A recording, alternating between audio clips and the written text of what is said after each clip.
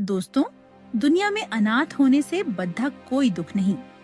12 साल का छोटू, जो कल तक माँ बाप का लाडला था, आज इस तूफानी रात में एक टूटी छत के नीचे बिल्कुल अकेला और भूखा बैठा है। माँ, बाबा, मुझे बहुत डर लग रहा है। आप मुझे अकेले छोड़कर क्यों चले गए? बहुत जोर की भूख लगी है माँ। कल से कुछ नहीं खाया। लोग मुझे खाना नहीं देते, कहते हैं मैं भिखारी हूँ।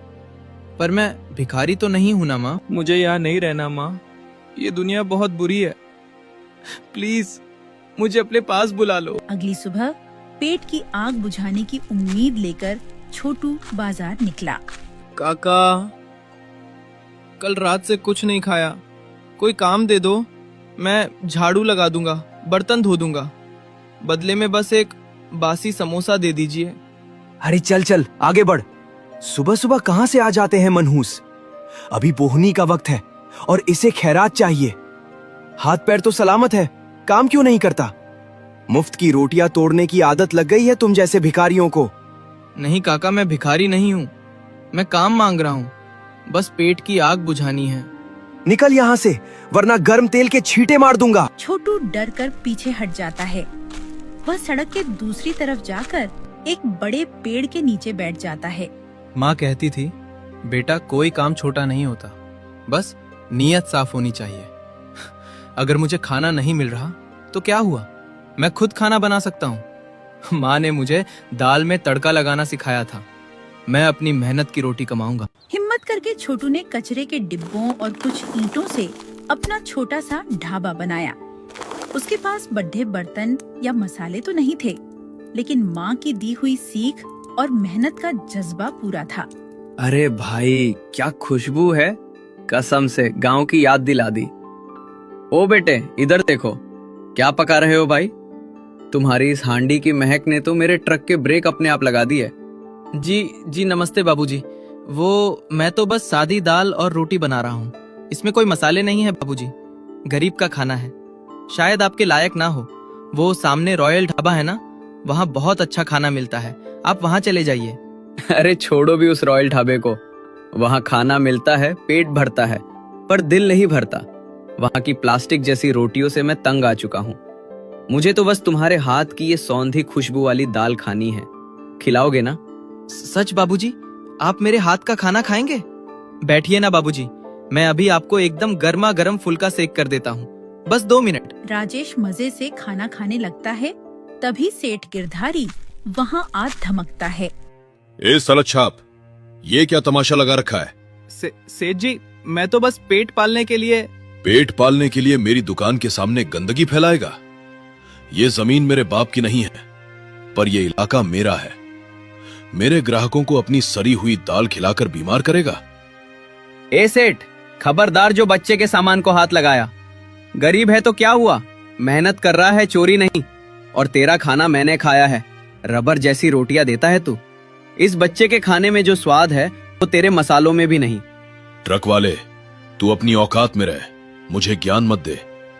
और सुनो 2 टके के हलवाई, आज तो तुझे छोड़ रहा हूं क्योंकि तू बच्चा है, लेकिन अगर कल सुबह तू या तेरा ये ईंट पत्थर यहां दिखा तो तेरी टांगे तोड़कर तेरे हाथ में दे दूंगा, समझ गया?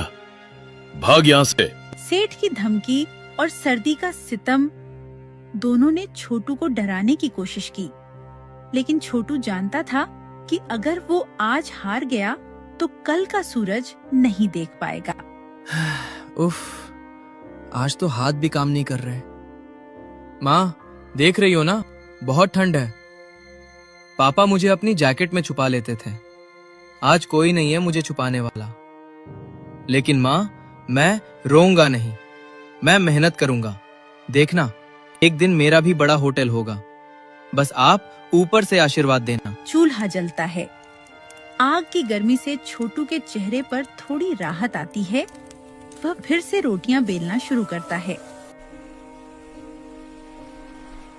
उस रात ठंड और भी ज्यादा बढ़ गई थी। छोटू ने दिन भर की मेहनत के बाद अपने लिए थोड़ी सी दाल और 2 रोटियां बचाकर रखी थी। वह खाने ही बैठने वाला था कि तभी अंधेरे में उसे कुछ परछाइयां दिखाई दीं। बेटा, ओ बेटा, क्या थोड़ा पानी मिलेगा? हम लोग बहुत दूर से पैदल आ रहे हैं। गांव अभी कोसों दूर है। मेरे बच्चे को बहुत जोर की भूख लगी है। पानी नहीं काका, खाना खाइए। आप लोग बैठिए, मैं अभी देता हूँ। बेटा, भगवान तेरा भला करे, पर पतीला तो खाली हो गया। तूने अपना हिस्सा भी हमें दे दिया। अब तू क्या खाएगा बेटा? तू भी तो भूखा होगा। अरे नहीं काकी, आप चिंता मत कीजिए। मेरे पास आज की कमाई के पैसे हैं। मैं कल सुबह दुकान खुलने पर कुछ खरीद कर खा लूंगा। मेरा पेट भरा है, बस आप लोग भूखे मत सोइए। बेटा, हमारे पास तुझे देने के लिए पैसे तो नहीं हैं, पर रास्ते में हमने ये कुछ सूखी लकड़ियां जमा की थी। रात बहुत ठंडी है बेटा, इन्हें जला लेना। ये तुझे ठंड से बचाएंगी। शुक्रिया काका, मुझे इसकी बहुत जरूरत थी। उस परिवार को विदा करने के बाद छोटू आग सेकने बैठा ही था कि एक लाचार और बेहद कमजोर बूढ़े बाबा लड़खड़ाते हुए वहां आए। बेटा, क्या थोड़ा सा खाना बचा है? 2 दिन से अन्न का एक दाना नहीं खाया। भूख के मारे अब तो खड़ा भी नहीं हुआ जा रहा। बस एक रोटी मिल जाए तो जान में जान आ जाए। माफ करना बाबा, आप थोड़ी देर पहले आते तो मैं आपको खाली हाथ नहीं जाने देता। अभी एक परिवार आया था, बच्चे रो रहे थे तो मैंने बचा हुआ सारा खाना उन्हें खिला दिया। अब तो पतीले में खुरचन भी नहीं बची है बाबा।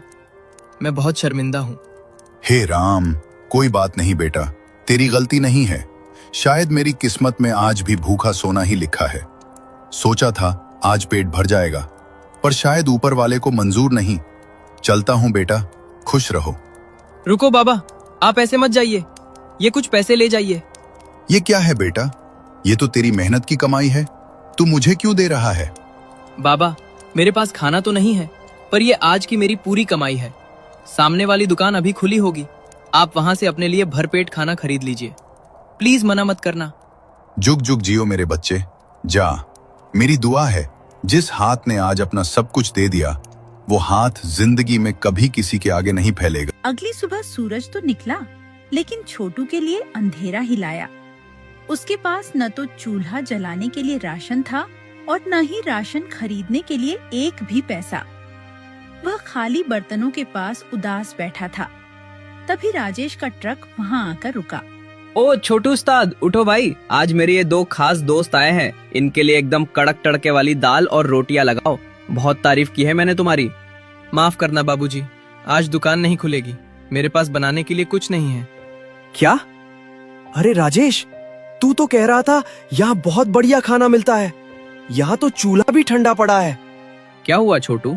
तेरी दुकान तो अच्छी चल रही थी, फिर आज बर्तन खाली क्यों?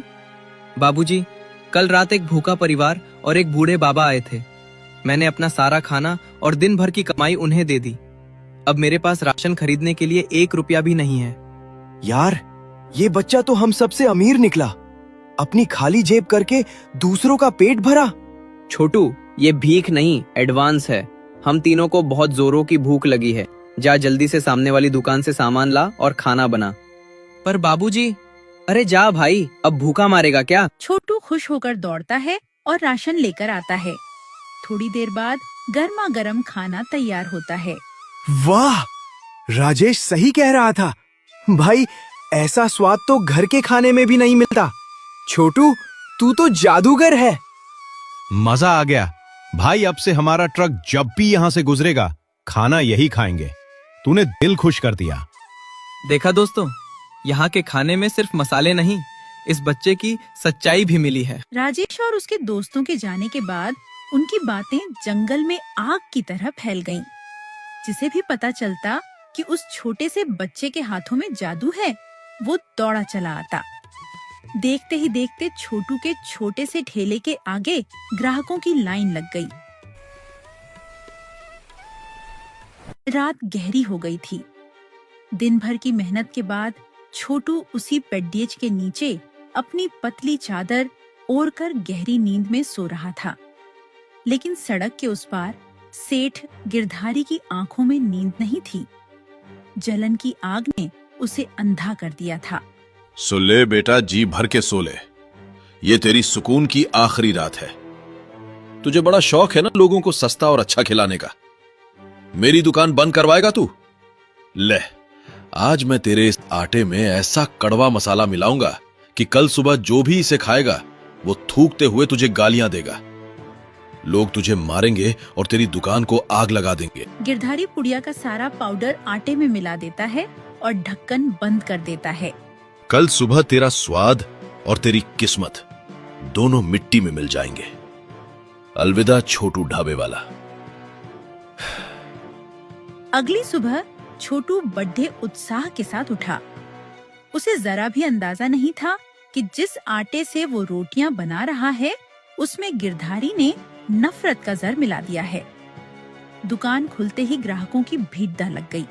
लीजिए भैया, एकदम ताजा और करारी रोटी है। थू, अरे ये क्या खिला दिया? छोटू, तूने इसमें क्या मिलाया है? कड़वा जहर है ये तो। अरे बाप रे, मेरे पेट में मरोड़ उठ रही है। लगता है इसने सड़ा हुआ आटा इस्तेमाल किया है। पैसे कमाने के लालच में हमें जहर खिला रहा। नहीं भैया, कसम से मैंने कुछ नहीं मिलाया। मैं तो वही आटा लाया था। विश्वास कीजिए, मैं आपको धोखा क्यों दूंगा। तभी सेठ गिरधारी भीड़ को कीरते हुए बीच में आ जाता है। देखा, मैंने पहले ही कहा था, ये सलक छाप लोग हैं। इन्हें साफ सफाई से क्या मतलब? ये अनाथ है, इसे क्या पता ईमानदारी क्या होती है। ये तुम सबको बीमार करके भागने की फिराक में था। मारो इसे, पकड़ो इसे। नहीं सेठ जी, ऐसा मत कहिए, मैंने कुछ नहीं किया। सेठ, गिरधारी तो अपना काला काम करके चला गया, लेकिन छोटू को इसकी भनक तक नहीं थी। रात गहरी होती गई और ठंड जानलेवा हो गई। छोटू ठंड से बुरी तरह कांपते हुए नींद से जाग गया। आज तो ठंड बर्दाश्त नहीं हो रही। जलाने के लिए एक लकड़ी भी नहीं बची। सारी लकड़ियां तो खत्म हो गई। अब क्या करूं? और ये भूख, ऐसा लग रहा है पेट में आग लगी है। कल से एक दाना नहीं खाया। बस एक रोटी बना लेता हूं, कम से कम पेट की आग तो बुझेगी, थोड़ी गर्मी भी मिल जाएगी। रोटी का पहला टुकड़ा खाते ही अजीब कड़वा स्वाद है, पर भूख के आगे सब स्वाद फीका है। छोटू पूरी रोटी खा लेता है, लेकिन खाते ही कुछ सेकंड बाद उसे चक्कर आने लगते हैं। ये मेरे पेट में क्या हो रहा है? सब कुछ घूम क्यों रहा है? माँ, मुझे बहुत अजीब लग रहा है। माँ। छोटू बेहोश पड़ा है, आग बुझ चुकी है। अब वहाँ सिर्फ अंधेरा, ठंड और सन्नाटा है। अगली सुबह राजेश का ट्रक वहाँ आया। ओ छोटू, उठ जा भाई, सवेरा हो गया। आज तो हम डट कर नाश्ता करेंगे। देख, मैं तेरे लिए नया स्वेटर भी लाया हूँ। अरे, लगता है आज कुंभकर्ण की नींद सो रहा है। ओए छोटू, उठ जा उस्ताद। छोटू, मजाक मत कर भाई, आंखें खोल। छोटू का शव ठंडा पड़ा है। वो अब इस दुनिया में नहीं रहा। नहीं छोटू, तू ऐसा नहीं कर सकता। उठ जा मेरे भाई। अरे देखो इसे, ये सांस नहीं ले रहा। इसका शरीर तो बर्फ हो गया है। ये क्या हो गया राजेश? कल तक तो ये हंस रहा था, आज? मुझे माफ कर दे छोटू, मैं तुझे बचा नहीं पाया। तूने हम सबको खाना खिलाया और खुद भूखा मर गया। नहीं, ये भूख से नहीं मरा, इसके मुंह पर झाग है। किसी ने इसे मारा है, किसी ने मेरे भाई को जहर दिया है। थोड़ी ही देर में पुलिस की जीप सायरन बजाते हुए वहाँ आ पहुँची। इंस्पेक्टर ने छोटू के पास पड़े उस आधे खाए हुए रोटी के टुकड़े और आटे के कनस्तर की जांच की। इस आटे में बहुत तेज जहर मिलाया गया है। ये ठंड से नहीं मरा, इसका कत्ल हुआ है। इस मासूम बच्चे से किसकी दुश्मनी हो सकती है? सिर्फ एक ही आदमी है साहब, जिसे छोटू से नफरत थी। वो सामने वाला सेठ गिरधारी। जब से छोटू की दुकान चलने लगी थी, वो जल भुन गया था। उसने ही मेरे भाई को मारा है। झूठ, ये सब झूठ है साहब। मैं तो अपनी दुकान पर था। मैं भला एक बच्चे को क्यों मारूंगा? अगर तुम बेगुनाह हो तो तुम्हारे माथे पर इतना पसीना क्यों है? झूठ तुम्हारे मुंह पर हो सकता है गिरधारी, पर जमीन पर नहीं। कल रात बारिश हुई थी, कीचड़ अभी भी गीला है। यहां जूतों के निशान हैं जो इस चूल्हे से सीधे तुम्हारी दुकान की तरफ जा रहे हैं। और तुम्हारे जूतों पर वही कीचड़ और वही सफेद आटा लगा है जो उस कनस्तर में है। अब भी झूठ बोलोगे? साहब, मुझसे गलती हो गई। मैं इसे मारना नहीं चाहता था। मैं तो बस इसे बीमार करना चाहता था ताकि इसकी दुकान बंद हो जाए। मुझे माफ कर दो। बीमार करना चाहता था? तूने एक हंसते खेलते बच्चे की जान ले ली। तेरी माफी से मेरा छोटू वापस आ जाएगा क्या? माफी भगवान देगा, कानून नहीं। अब जेल में सड़ना। तुम्हें ऐसी सजा मिलेगी कि कोई भी अमीर किसी गरीब को कुचलने की हिम्मत नहीं करेगा। चलो। 6 महीने बाद का दृश्य। उसी पेड़ के नीचे अब एक पक्की और सुंदर छोटी सी दुकान है। ऊपर एक बड़ा बोर्ड लगा है, छोटू भोजनालय। यहाँ गरीबों को मुफ्त खाना मिलता है। देख रहा है ना छोटू, आज तेरी दुकान में कोई भूखा नहीं है। तेरा सपना पूरा हो गया मेरे भाई। जब तक मैं जिंदा हूँ इस चूल्हे की आग कभी नहीं बुझेगी। जान देकर हम जैसों को जीना सिखा दिया। उसका शरीर चला गया बेटा, पर उसकी रूह आज भी इसी खाने की खुशबू में बसती है। सही कहा बाबा, वो मरा नहीं है, वो हम सबके दिलों में जिंदा है। बुराई चाहे कितनी भी ताकतवर हो, अच्छाई की एक छोटी सी लौ उसे मिटाने के लिए काफी होती है। छोटू की कहानी हमें सिखाती है कि इंसान बद्धा दौलत से नहीं, दिल से होता है।